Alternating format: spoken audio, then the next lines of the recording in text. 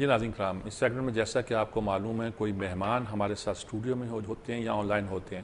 اس وقت اسٹوڈیو میں ہمارے ساتھ عطاء الرحمان صاحب موجود ہیں، ہمارے ملک کے ممتاز تجزیہ نگار، دانشور اور صحافی ایڈیٹر ہیں. نئی بات کے ان سے ہم بات کرتے ہیں، نئی بات ہی کرتے ہیں ان کے ساتھ. کیا صورتحال ہے؟ السلام علیکم جی، کیسے ہیں؟ وعلیکم السلام، آپ کیسے ہیں امیر صاحب؟ بس ٹھیک ٹھاک. بڑی خبر تو آج وہی ہے، کہنے کی ضرورت نہیں ہے.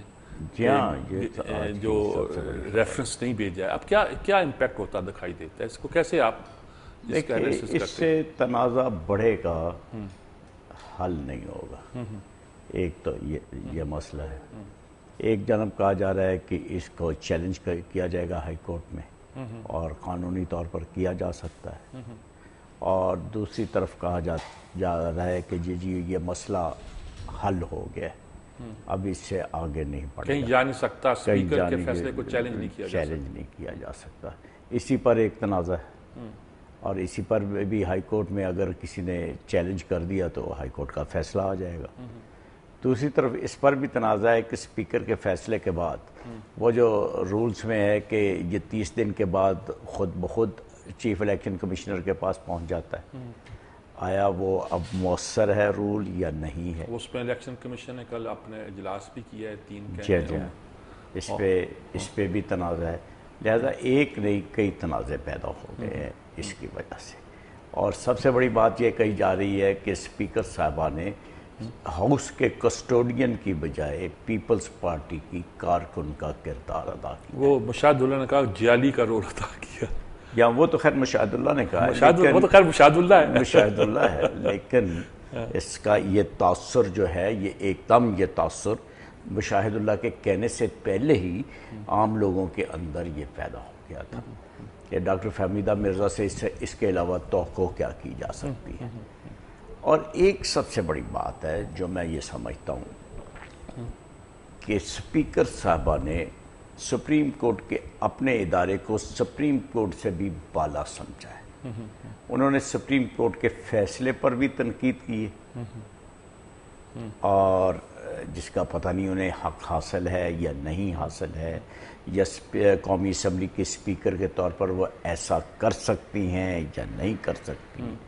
کوئی آدمی سپریم کورٹ کے فیصلے کے خلاف سپریم کورٹ کے پاس اپیل میں تو جا سکتا ہے، نظر ثانی کی بھی درخواست کی جا سکتی ہے، لیکن باقاعدہ ایک فیصلہ جاری کر کے اس پر تنقید کی جا سکتی ہے یا نہیں، اس کے بارے میں کوئی آئینی ماہر ہی بتا سکتا ہے. ایک اور پہلو بھی ہے اس کا. یہ جو رائے دی جا رہی تھی جب مختصر فیصلہ آیا تھا تو ہر ایک نے فیصلے میں ایک ابہام محسوس کیا تھا، اور توقع تھی کہ تفصیلی فیصلے سے ابہام دور ہو جائے گا. لیکن تفصیلی فیصلہ آیا بڑی اللہ آمین کے بعد تو وہ ابہام باقی رہا. اس میں سوائے خلیل جبران کی نظم کے اور کوئی اضافہ نہیں تھا، کوئی اضافہ نہیں تھا. وہ اس ابہام کے باقی رہنے نے بھی سپیکر کی بہت مدد کی ہے، اور اس کو اب یہ فیصلے کا لفظ بتاتا ہے کہ یہ کس نے لکھا ہے. ظاہر ہے اسپیکر صاحبہ تو اس طرح کی ماہر قانون نہیں ہے، ڈاکٹر ہیں، وہ تو ڈاکٹر ہے، وہ اتنا فیصلہ لکھتے ہیں. اس کے پیچھے میرا جو اندازہ ہے، اگر یہ اس کو سپیکر کی توہین نہ سمجھا جائے، اور میرا کوئی ارادہ نہیں ہے ان کی توہین کرنے کا، محترم خاتون ہے اور ہمارے منتخب ایوان کی وہ اسپیکر ہیں، لیکن اعتزاز احسن صاحب بول رہے ہیں اس کے پیچھے. اچھا، اور ایسا معلوم ہوتا ہے کہ لکھا ہی ہوگی، یعنی وزیر اعظم کے وکیل نے اسپیکر ویسے شکر کریں بابر ایوان نہیں ہے ابھی اس. ہاں، یہ بھی غنیمت ہے، یہ بھی غنیمت ہے، کیونکہ انہوں نے جو دلیل دی ہے یہ وہی دلیل ہے جو اعتزاز احسن صاحب نے مختصر فیصلہ آنے کے بعد دی تھی، اور انہوں نے کہا تھا کہ اسی کی بنیاد پر میں جا کر اپیل کروں گا.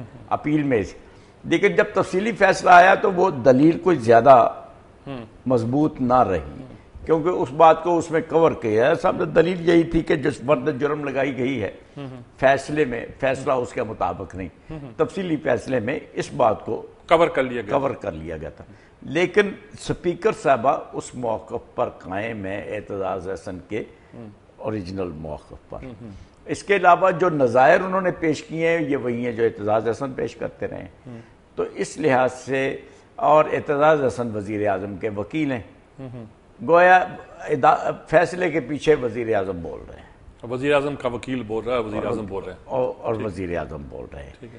یہ تو فیصلہ، اس کے باوجود میری خواہش ہے کہ اگر سپریم کورٹ کے فیصلے میں ہی ابہام دور کر دیا جاتا، جو کہ مختصر فیصلے سے پوری طرح محسوس کیا جا رہا تھا، تو شاید یہ نوبت نہ آتی۔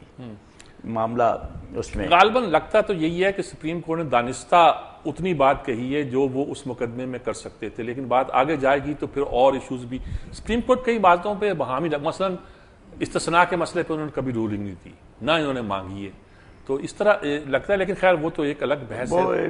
وہ تو کہتے ہیں ہم سے کوئی اگر استثناء مانگے تو ہم بتا دیں گے، ہے یا نہیں، سائیڈ ایشو ہے، لیکن یہ ہے کہ اس پہ اب کیا آپ کو لگ رہا ہے کہ جی ایک تو فیصلہ ہو جائے گا، دوسری الیکشن کمیشن بھی اس پہ غور کر رہا ہے؟ جی الیکشن کمشنر بھی غور کر رہا ہے، اور اگر الیکشن فرسٹ ٹائم یہ بات ڈیسائیڈ ہوگی کہ اگر اسپیکر کسی کے نااہلی کا قانون جو کہ عدالت کے فیصلے کے بعد ہو نہ بھیجے تو کیا ہوگا؟ اگر الیکشن کمیشن نے کوئی ایسا فیصلہ کر لیا جو کہ اسپیکر صاحبہ کے فیصلے سے متصادم نظر آتا ہوگا یا اس سے مختلف نظر آتا ہوگا، تو ایک نیا تنازع شروع ہو جائے گا۔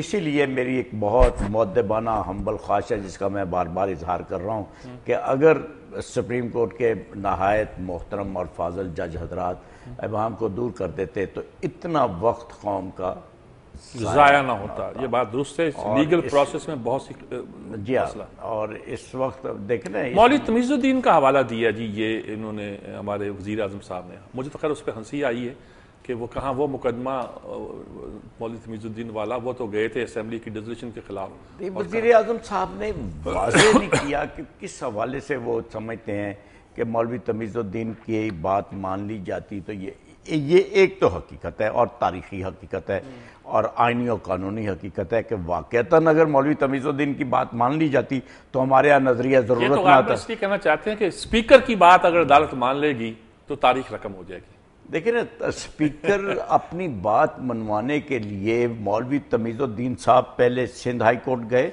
اور وہاں سے فیڈرل کورٹ آف پاکستان کی پاس پیش ہوئے، ٹھیک ہے نا، انہوں نے اپنے آپ کو فیڈرل کورٹ آف پاکستان کے سامنے پیش کیا، اور یہ بات درست ہے کہ وہ اگر بات ان کی مان لی جاتی، اور سندھ ہائی کورٹ فیصلہ دے چکا تھا 1954 میں، تو نظریہ ضرورت جو ہے وہ نہ سامنے آتا، اور اس نے جتنی خرابیاں پیدا کی ہیں پاکستان کی آئینی تاریخ میں کسی اور ڈاکٹرین نے نہیں کی۔ وہ تو لیکن جو اس کا کانٹیسٹ تھا وہ یہ تھا کہ اسمبلی گورنر جنرل نے توڑ دی تھی اور یہ اسپیکر پہنچے تھے کہ یہ توڑ نہیں سکتے، بس دیکھیں نا، اسپیکر عدالت کے پاس ہی پہنچے نا، آخری فیصلہ نہیں، عدالت نے تب غلط فیصلہ دیا، آج یہ تاریخ کا فیصلہ ہے، یہ تاریخ کا فیصلہ ہے، اور محسوس بھی ہوتا ہے کہ اس سے ملک میں بہت خرابی پیدا ہوئی، آئینی نظام ہمارا ختم ہو کر رہ گیا، اس کا تسلسل وجود میں ہی نہیں آ سکا،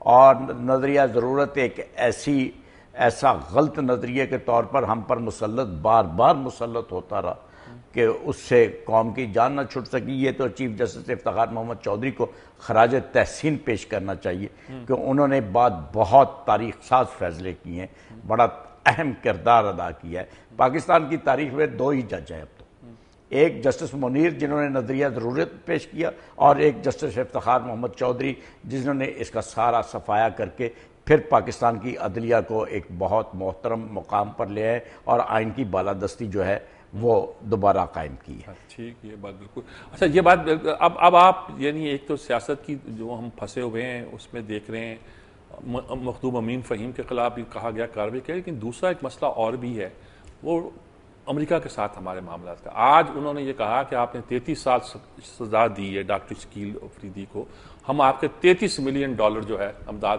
سے کاٹ رہے ہیں۔ دیکھیں میر صاحب، دو باتیں ہیں امریکی رد عمل میں۔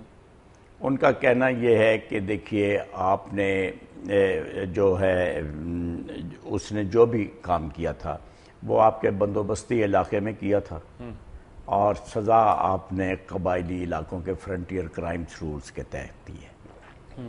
پہلی بات تو یہ ہے کہ ڈاکٹر شکیل افریدی صاحب جو ہے وہ قبائلی علاقے کے فرد ہیں، جہاں کے فرد ہیں وہاں کے مطابق دی ہے۔ رسول اللہ صلی اللہ علیہ وسلم نے یہودیوں کا ایک مقدمہ تھا، ان سے کہا کہ تمہاری تورات میں اس پر کیا ہوگا؟ انہوں نے کہا جو اس کے مطابق تم پر فیصلہ ہو جائے گا۔ تو جہاں کا وہ شخص رہنے والا ہے وہاں کے قوانین، پاکستان کے ایک خطے کے وہ قوانین ہیں، تسلیم شدہ قوانین ہیں، اس کو دیا گیا۔ دوسری بات یہ میں پوچھتا ہوں کہ ڈاکٹر عافیہ نے جو جرم اس سے منسوب کیا جاتا ہے وہ کہاں کیا تھا؟ بگرام ایئرپورٹ پر کیا تھا نا۔ اس کو سزا جو ہے وہ امریکہ کی عدالت نے کیوں دی؟ کس بنیاد پہ؟ اور اسی کے ساتھ میں یہ پوچھتا ہوں کہ آپ نے 9/11 کے بعد گوٹیناما میں جا کر ان کو قیدی کیوں بنایا؟ اس لیے بنایا کہ ان پر امریکی قوانین کا اطلاق نہ ہو سکے اور ان کو یہ ایکسیپشن دی جائے اور آپ من مرضی کی انہیں سزا دیں، اور دنیا کی کسی عدالت میں ان پر مقدمہ نہیں ہے۔ آپ جب چاہیں جو چاہیں کر لیں۔ اور ہمارے ملک میں ایک شخص جو ہے وہ غداری کرے اور دوسری ملک کا ایجنٹ بن کر کام کرے اور وہ اس کا انکشاف ہو جائے، تو کیا کسی ملک کی حکومت اس بات کا اختیار نہیں رکھتی؟ امریکہ اس پر کیسے فیصلہ دے سکتا ہے؟ ایک پہلو اور ہے جس کی جانب ہمیں توجہ دینی چاہیے اور اب ہم نے طے کر لینا چاہیے۔ دیکھیے ابھی آپ نے فرمایا کہ اس کے پاداش میں ہمارے $33 ملین کی جو امداد ہے اس کی کٹوتی کر دی گئی ہے۔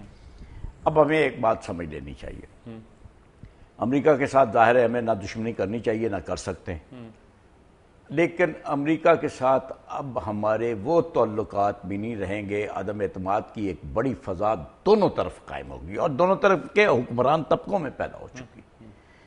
اب امداد اس طرح نہیں ملا کرے گی، امریکہ اس بہانے کاٹے یا اس بہانے کاٹے۔ اب ہمارے حکمران طبقے کو، اور حکمران طبقے میں صرف سول حکمرانوں کو نہیں، فوجی قیادت کو بھی شمار کر رہا ہوں، اور صرف موجودہ حکومت کو نہیں، آنے والی بھی کسی حکومت کو میں شمار کر رہا ہوں، اور بیوروکریسی کو بھی، اور ٹاپ کے بزنس انڈسٹریلسٹ اور سب کو، جس کو حقیقی معنی میں اسٹیبلشمنٹ کہتے ہیں، ان کو سوچ لینا چاہیے کہ انہیں اب امریکی امداد کے بغیر گزارا کرنا ہے۔ اس کا فیصلہ کر لینا چاہیے، ہمیں روز نہیں رونا چاہیے $33 ملین کی کٹوتی ہو گئی ہے، یا اس بڑی گھٹیا بات ہے، یا کمینگی والی بات ہے، بچوں والی بات ہے، مسئلہ بات ہے۔ حکومتوں کی لیول پر اس طرح کی حرکت نہیں کی جاتی۔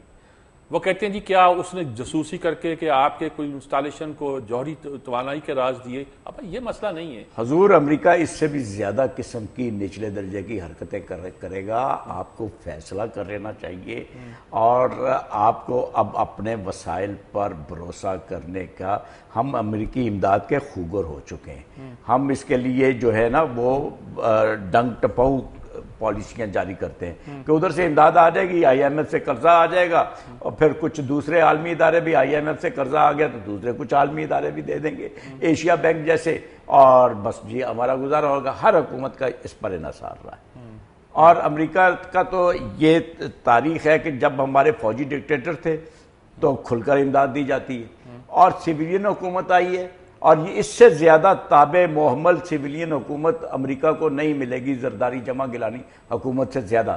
لیکن میر صاحب مسئلہ یہ بیچ میں آن پڑا ہے کہ جہاں پر ایک منتخب پارلیمنٹ ہے جیسی بھی ہے، اور منتخب پارلیمنٹ کی موجودگی میں پاکستان کی خارجہ پالیسی اور دفاعی کی پالیسی کے بارے میں بالکل امریکی خواہشات کے مطابق نہ فیصلے کیے جا سکتے ہیں، نہ اس کے آگے گھٹنے ٹیکے جا سکتے ہیں۔ اور 9/11 کے وقت اگر ہمارے ہاں پارلیمنٹ ہوتی تو ہمارے ہاں ایک تو اس وقت ڈکٹیٹر نہ ہوتا فوجی، دوسرا کوئی بھی حکمران اس طرح گھٹنے نہ ٹیکتا جس طرح مشرف نے ٹیکے تھے۔ ٹھیک بات ہے جی، تھینک یو ویری مچ جی، بہت آپ نے تفصیل کے ساتھ مسئلوں پہ ہماری رہنمائی کی۔ اسی کے ساتھ لیتے ہیں ایک وقفہ، وقفے کے بعد حاضر ہوتے ہیں۔